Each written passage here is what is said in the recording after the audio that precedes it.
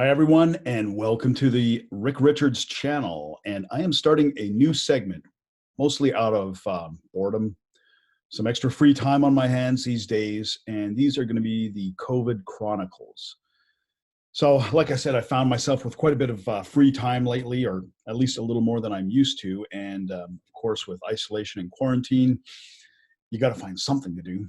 So I've decided to dig into the coronavirus or COVID-19, as you may refer to it, and uncover a few things. I'm going to look at a lot of different things about this virus, but today I want to start with who is responsible, who is to blame. Many people will say, now's not the time to lay blame or don't point fingers, but no, that's not right. Somebody should be blamed because I have I will expand later on my feelings about the virus and the seriousness and all of that. But whatever you think, whether you're, hey, this is just a cold, or whether you think this is the end times, uh, you know what? We're seeing real world impacts now, right? We're seeing a stock market crash. That's some people's retirement savings. We're seeing businesses shut down. Banks are deferring mortgages, full credit to them, but there's going to be an impact for that. So whatever you think of it, the consequences are real beyond just the actual disease itself. And these consequences are going to be massive. They're going to be felt for years and years to come, and we may never move beyond the ramifications. So who is responsible for it? Well, for the actual disease itself, it's basically come down to one of two things. Option A is that it started in a wet market.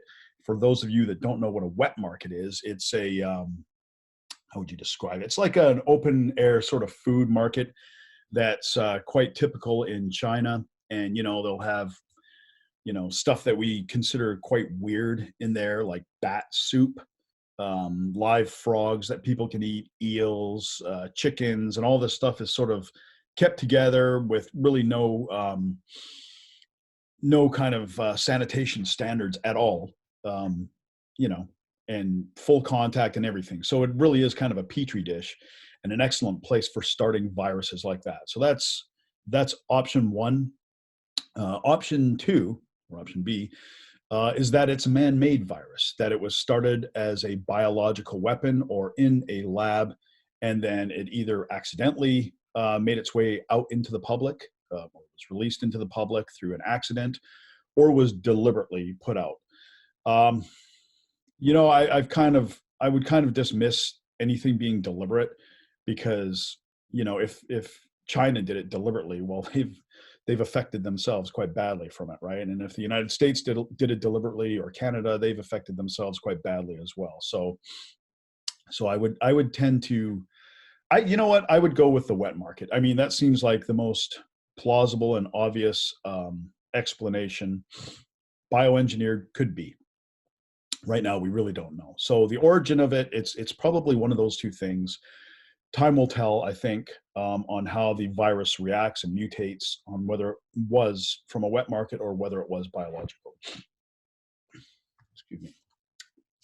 I have to get my coffee from McDonald's these days because virtually everything else is closed. But hey, shout out to McDonald's. Their coffee's not too bad.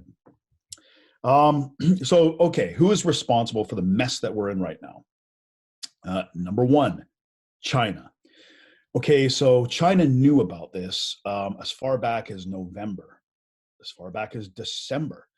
And I mean, I think we saw signs of full scale madness in China in February and January as well.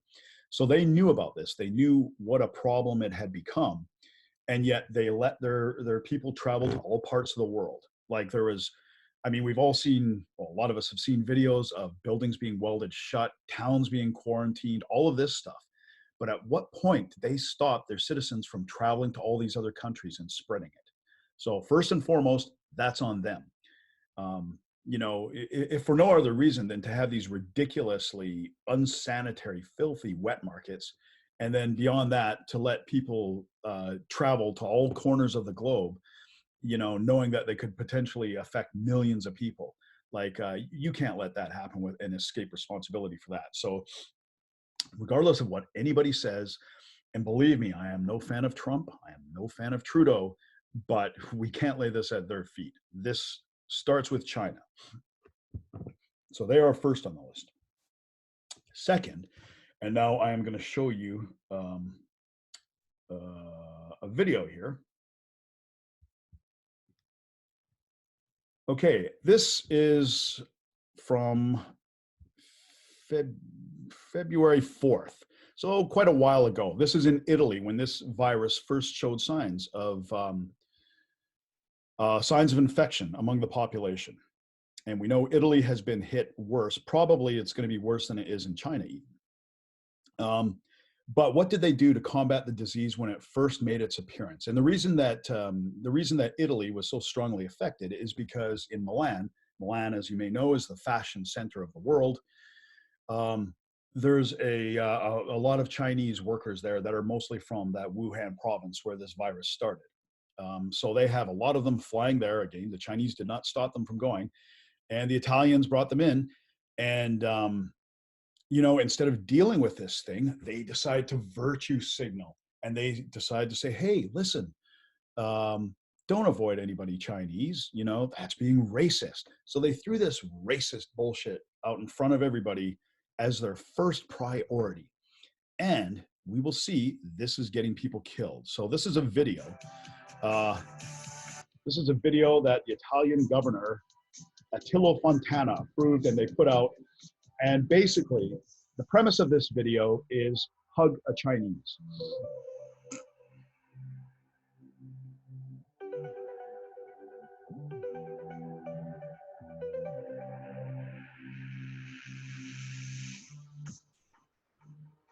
I am not a virus. I am a human. There you can see we have the call to emotion, right? Free me from prejudice. Don't be racist. Come on, let's hug, right? Anyways, so they kicked off this campaign to hug Chinese. And hey, man, look at the results. You can hug people and then you can transport this disease to your grandfather, your grandmother, or somebody else that's old and vulnerable. And that's what happened. So, I mean, a big piece of blame has to be on not just Attilio Fontana and the Italian government, but all the people out there that want to guilt you into avoiding common sense decisions and want to throw, before any consideration, they want to throw that racism label at you, okay? So, and you know what? I don't think that everybody Chinese obviously has this. I went to a Chinese market the other day to stock up on some things because, I think I'll be fine from it. But I mean, it's just to go out and tell people to hug certain people that are much more likely to have a virus. It's just idiotic. And now we're seeing the results of it, right? So the Italian government, in particular, the governor of the Lombardy region, Attilio Fontana, he has to shoulder a great deal of blame as probably the entry of this virus into Europe. So after him, we have Donald Trump himself. Now, Donald Trump this is really this is a bizarre individual. We know that he can be a con man, a salesman. We know that money is probably his number one priority over everything else.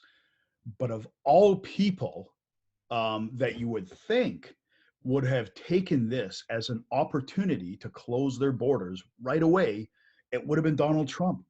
But he didn't. He was more concerned about the stock market, right? And hey, full disclosure, I have a lot of money in the stock market. I lost big when this came out, but this is just another irresponsible action on his part. To go out, like, he had full justification as soon as they saw signs of this to say, look, I ran on a platform of closing the borders, controlling our borders. He could have very easily done that. And it just shows you he was full of shit right from the start, right? That was just a con to try and win over a segment of the American population, which he did, right? But now, I mean, obviously he's been exposed. If he hadn't been already, he has been exposed as a full on, I guess, just a buffoon, right? And it's very disappointing that he would give an opportunity. Like, I mean, he started off calling this a hoax. So, I mean, and now they're taking measures, but now they're playing catch up with it, right? So he's put himself in a very difficult position, and I predict that this will cost him the presidency. He will lose because of this, because the stock market is tanking. Nothing he did could stop that, right? The economy is going to take a massive hit. That's going to come on him, and the virus is still going to spread. How much we don't know, but it will spread. It will have some impact, and that's going to tank his presidency. And finally, Mr. Justin Trudeau. Uh, Now I will do something I rarely do. I will give Justin Trudeau some credit. I think he's taking some very positive actions, I would say, recently. But again, he's come out last week. I mean, this is after his wife contracted this. Like, I mean, I don't know what more it would take you, um, what more it would take for a person, for an individual, to really recognize something as serious. And I mean, Trudeau is a guy that could often be accused of being out of touch, being an elitist, having nothing in common with a common person. But I mean, this is something that's directly affected his family. And it still took him, I don't know, close to a week to really do anything decisive. But he has done something decisive now. I will give him credit for the measures he's taken. He's providing a lot of relief for people that will be put out of work, for businesses that will be shut down. People struggling. They're, he's been involved with the banks and deferring mortgages. All good stuff. But again, how long did he have to wait? In Vancouver, in our city, we were still getting direct flights from China as early as 4 or 5 days ago. They may even still be happening now. I mean, apparently everything has stopped. I don't know. I haven't verified that. But as recently as a week ago, we were getting multiple direct flights from China into Vancouver. Um, so I mean, that's going to give any virus, a good running start, right? And he's another one. Like I flew back and I heard about this at the airport in January, around the end of January. They were talking about this virus at the airport, and I went through customs, and the only question that was asked was, "Have you been to China?" That was it. There was no screening. There was no measures in place.